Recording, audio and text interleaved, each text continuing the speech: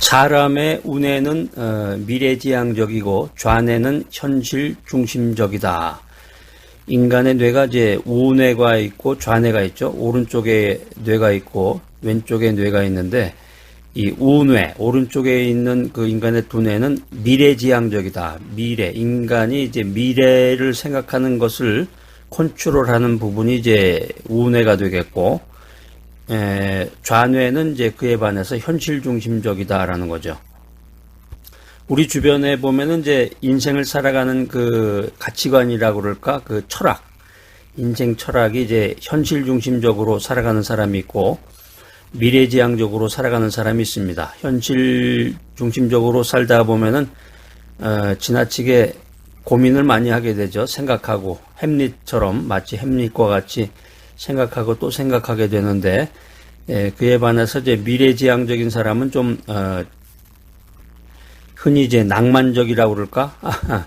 돈키호테처럼 이제 미래를 향해서 돌진하는 그런 스타일이 되겠는데 여러분들은 어떻습니까? 미래지향적으로 인생을 살아가십니까? 아니면은 현실 중심적으로 바로 눈앞에 있는 것만 생각하면서 이렇게 따지면서 인생을 살아가시는지 낭만적으로 인생을 살아가시는지 우뇌형의 인간은 이제 미래와 가능성을 멀리 내다보고 그 가능성으로부터 이 변화의 기회를 찾아내는 사람입니다. 이에 반해서 이 좌뇌형의 인간은 현실과 일상적인 요구에 대응해서 이 현재의 그 플랜을 프로그레스 계획을 추진하는 사람이다라고 하는 것입니다. 미래형 인간, 현실 중심적인 인간, 그걸 얘기하다 보니까 그 생각이 나네요. 그 예전에 지금처럼 이제 고속버스라든가 그 비행기가 없던 시절에 예전에는 그 역마차라고 해서 이제 마차를 타고 유럽에서 여행을 할 때는 이제 그 역마차를 미국에서는 이제 역마차였는데 마차를 이용해 가지고 여행을 하곤 했는데 그 마차 아주 좋은 귀한 마차에 영국 사람하고 프랑스 사람이 같이 타고 여행을 가게 됐다고 합니다. 그런데 막 이 길이 험하니까 지금처럼 아스팔트 길도 아니고 길이 험하겠죠. 막 울퉁불퉁하면서 이제 그 산길을 막 오르내리는데 오르락내리락 하는데 막 험한 길을 막 내리다 보니까 이 창밖을 보니까는 그 위험하잖아요. 그 협곡 그냥 좁은 길을 그냥 막 이 마차가 달려대니까 이 프랑스 사람이 그걸 보더니 막 기겁을 하는 거예요. 막 놀래가지고 그냥 막 소리를 지르면서 막 이러는데 영국 사람은 침착하니 그 안에 앉아 있더라는 거죠. 그 여행을 하면서 막 오르락내리락 산을 하면서 막 프랑스 사람들은 막 그냥 대화 나누면서 막 정신없이 막 그러는데 마침내 그 역의 종착점에 딱 도달을 하자 프랑스 사람은 언제 그랬냐는 듯이 싹 그 사실을 잊어버리는데 영국 사람은 그때부터 막 걱정이 시작이 됐다라고 하는 그 이야기입니다. 인생이라는 게 우리가 살아가는 그 인생이라는 게 그런 것 같아요. 이 눈앞에 그 현실만 바라보고서 이렇게 살아가는 사람이 있고 정말 낭만적으로 미래지향적으로 이렇게 살아가는 사람이 있는데 여러분 우리가 이제 요즘에 아주 그 스타벅스라는 거 아주 굉장히 유행인데요. 스벅이라고 한국에서 이제 스벅이라고도 하는데 미국에도 보면은 스타벅스가 굉장히 많습니다. 미국은 스타벅스뿐만이 아니라 그 이름난 그 커피들이 굉장히 많은데 또 동네마다 자기네 그 아주 유명한 그런 커피숍들이 또 많이 있어요. 그런데 하여튼 스타벅스라는 건 굉장히 유명합니다. 자, 커피를 갈아서 금을 만든 사람이 있습니다. 어이구, 원두커피 사다가 이 알갱이 있는 거 사다가 이렇게 갈아서 이렇게 그 전기에다 꽂아서 하는 경우도 있고 손으로 가는 경우도 있죠. 커피를 갈아서 금을 만든 사람이 있다고 합니다. 천년의 커피 역사를 뒤집는 이 성공 신화를 이룩한 경영의 천재가 있습니다. 여러분 혹시 그 사람 아시나요? 스타벅스 커피 회사를 재창조해낸 하워드 슐츠입니다. 하워드 슐츠. 이 하워드 슐츠가 이 스타벅스의 커피 회사를 재창조해낸 그런 사람으로 알려져 있는데 이 하워드 슐츠가 우뇌형의 사람이었습니다. 그러니까 우뇌형의 사람이니까 어때요? 미래지향적이라는 얘기죠. 미래지향적이다. 그러니까 하워드 슐츠 커피를 갈아서 금을 만든 하워드 슐츠는 현재를 넘어서 미래를 바라봤던 사람이다라는 것입니다. 인간의 미래는 어떻게 될 것인가? 미래 세계에 대해서 이제 관심이 많은데, 이 메시지 들으시는 여러분들은 어떻습니까? 미래를 누구에게 의탁하고 살아가시나요? 신앙생활 하시면서 미래를 그냥 알라에게 의지하시는 분도 계시고, 미래를 부처에게 의지하시는 분도 계시고, 우상에게. 그러니까 긴급한 일이 생기면 그냥 막 알라도 찾았다가 뭐 부처도 찾았다가 뭐 온갖 그 산신령도 찾았다가 모든 신을 다 찾게 되는데, 미래를 하나님에게 맡기고 사는 사람, 그 사람을 가리켜서 우리가 크리스찬이라고 부르죠.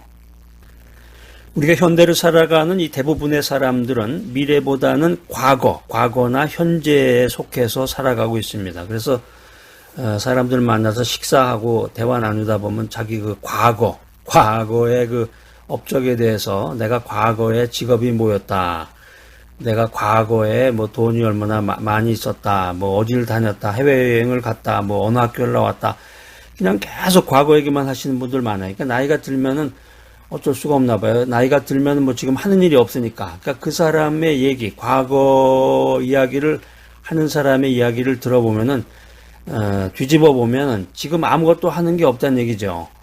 지금 아무것도 하는 게 없습니다, 나는. 그리고 앞으로 미래에 내 비전이 아무것도 없습니다. 그 얘기를 하는 거예요. 과거 얘기를 한다는 거는. 미래보다는 밝은 미래, 어떤 그 비전을 가진 미래보다는 과거나 현재에 속해서 살아가는 사람, 이 과거에서 벗어나지 못하고 현재의 또 어려움에 집착해서 하루하루를 힘들게 살아가는 사람들. 근데 이런 사람들은 안타깝게도 이런 사람들의 태도는 우리들의 삶을 무익하게 만들고 아무런 성장을 이뤄낼 수가 없다라고 하는 것입니다. 나이 들어서 뭐 무슨 꿈과 비전이 있을까 이렇게 생각하시는 분도 있는데, 이제 100세 시대에는 어울리지 않는 그런 아이디어 같습니다.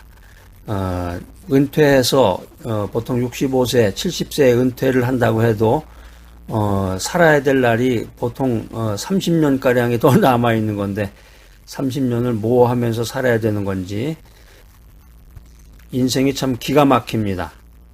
자, 이 메시지 들으시는 여러분들, 커피를 갈아서 금을 만든 사람, 1000년의 커피 역사를 뒤집는 이 성공 신화를 이룩해낸 이 마케팅의 천재 하워드 슐츠와 같이 여러분들 이 현재를 넘어서 미래를 바라보는 이 위대한 생각을 갖는 여러분들이 되시기를 바랍니다. 현대를 살아가는 이 대부분의 사람들은 미래보다는 과거나 현재에 속해서 살아가고 있습니다. 여러분들은 어떻습니까? 과거에서 벗어나지 못하고 이 현재의 어려움에 집착해서 하루하루를 힘들게 살아가는데, 안타깝게도 이런 삶의 태도는 우리의 삶을 무익하게 만들고 아무런 성장을 이뤄낼 수 없다는 것입니다. 자, 그렇다면은 현재를 넘어서 미래를 바라보는 사람이 되기 위해서 우리는 무엇을 해야 될 것인가 하는 것입니다. 인생의 C를 찾아라. C를 찾아라. ABC, C를 찾아라. 우리들의 이 영적 인생의 이 비타민 C라는 것이 무엇이냐? 이 비타민 C가 참 우리들의 삶에 아주 유익하고 꼭 필요한 것인데, 비타민 C도 그 용량이 있습니다. 그 1000mg짜리를 하루에 아침에 3알, 점심에 3알, 저녁에 3알, 이렇게 3알씩 해서 한 9개 정도를 꾸준히 복용하면은 굉장히 그 건강에 유익하다고 합니다. 물론 이제 이게 과학적으로 그 입증이 된 사실은 아닙니다. 그런데 실질적으로 저도 이제 한번 해봤는데, 그 사람에 따라 이제 체질에 따라 다르겠죠. 그게 이제 안 맞는 사람도 있고, 또 그런 아무런 소용도 없는 사람이 있겠지만, 그런 이야기를 하시는 분들도 많고, 또 그렇게 살아가시는 분도 많고, 저 같은 경우도 그렇게 해보니까 굉장히 그 몸에 도움이 됐는데, 자, 인생의 C라는 것이 뭐냐? 우리 영적 인생의 비타민 C라고 하는 것이 무엇일까? What is life? 인생이라는 것이 뭐냐? 인생이라고 하는 것은 죽음을 향해서 달려가고 있습니다. 인생이라고 하는 것은 죽음을 향해서 달려가고 있는 것입니다. 이 예수님을 믿지 않는 사람들은 죽음을 가리켜서 사망이라는 단어를 씁니다. 사망했다. 예전에는 신문기사에 보면 이제 사망했다는 그런 기사들이 많이 나오는데 사망이라는 이 어휘를 보면은 굉장히 재밌습니다. 그 보케일뷰어리가 사망이라는 단어에 포함되어 있는 그 의미가 참 재미있는 것인데 사망, 죽을 사자죠. 죽을 사자, 망할 망. 그러니까 사망이라는 게 죽고 망한다라는 것입니다. 그러니까 이 세상 사람들은 이 예수를 믿지 않는 사람들은 죽으면 망한다는 거죠. 죽으면 망한다. 그러니까는 이 사후 세계에 대해서 죽고 난 다음에 확신이 없는 거예요. 망한다고 생각하는 거죠. 이 프랑스의 실존 철학자였던 이 사르트르는 인생은 B에서 시작해서 D로 끝난다. birth, 탄생에서 시작해서 D, death, 죽음으로 끝난다. 이 유명한 말을 남겼는데 이 철학자의 말을 빌리지 않아도 이 인간은 태어나는 그 순간부터 한순간도 멈추지 않고 죽음을 향해서 달려가고 있습니다. 자, 그렇다면 이 인생이라고 하는 것은 과연 B에서 D로 끝나는 것인가? 아주 매우 interesting한 answer, 매우 흥미로운 그 질문이라고 생각할 수 있겠습니다. 이 사르트르의 주장대로 우리 인생은 B에서 D로 끝나는 인생인데, birth에서 death, 탄생에서 죽음으로 끝나는 인생인데, 다행스러운 것은 하나님께서 우리에게 그 B와 D 사이에 C를 주셨다는 거예요. C를 주셨다. 이 B와 D 사이에서 인간이 찾을 수 있는 이 네 개의 C가 있는데, 선택을 말하는 초이스, 변화를 뜻하는 change, 기회의 chance, 도전의 챌린지, 이렇게 네 개의 C가 있습니다. 우리가 이제 인생을 살아가면서 이 선택을 잘해야 되는데 그 선택에 따라서 우리의 미래가 변화가 됩니다. 이 다가오는 삶의 변화를 두려워하지 말고 한 번뿐인 기회를 잘 선용하라. 이것이 인생 철학입니다. 마지막으로 이 역경을 기회로 삼는 도전 정신이 우리들의 삶에 필요합니다. 자, 인생이 B에서 D로 끝난다고 했는데 그 D가 데스가 될 수도 있고 드림이 될 수도 있습니다. 데스, 죽음이냐, 마지막 D가 죽음으로 끝나는 것이냐, 드림, 꿈이냐, 비전이냐. 이건 이제 가나안 정탐꾼과 같은 정탐꾼과 같은 이 도전 정신에 달려 있습니다. 여호수아가 이제 가나안 정탐꾼으로 이제 들어가서 살펴보고 나오니까 여호수아와 갈렙을 제외한 나머지 사람들은 그냥 거기 들어가면 우리 다 죽는다. 거기 뭐 어마어마한 사람들이 거인들이 사는 나라다. 그러면서 부정적인 얘기를 했는데 이 여호수아와 갈렙은 그 도전 정신을 가지고 아니다. 우리가 가나안 땅에 들어가면은 하나님께서 우리를 인도하시고 그 젖과 꿀이 흐르는 땅을 우리가 차지할 수 있다. 이런 도전 정신을 얘기했던 거죠.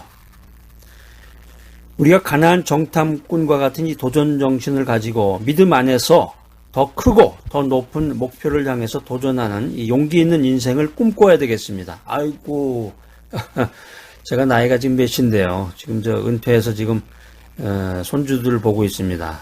예, 지금 우리 형편이 그런 것 같아요, 보면. 자, 지금 이 손주 보고 계시는 분들 혹시 이 메시지 듣고 계시는 분들 계실 텐데, 자, 앞으로 몇 년 동안 손주 보고 계실 것 같아요?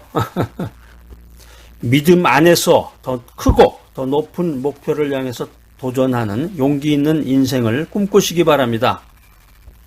자, 4개의 C를 말씀드렸는데, 초이스, 선택, 체인지, 변화, 찬스, 기회, 또 마지막 하나 뭐죠? 챌린지, 도전, 이 4개의 C를 말씀드렸는데 이 4개의 C만 가지고는 이 미래의 삶의 질을 향상시킬 수가 없습니다.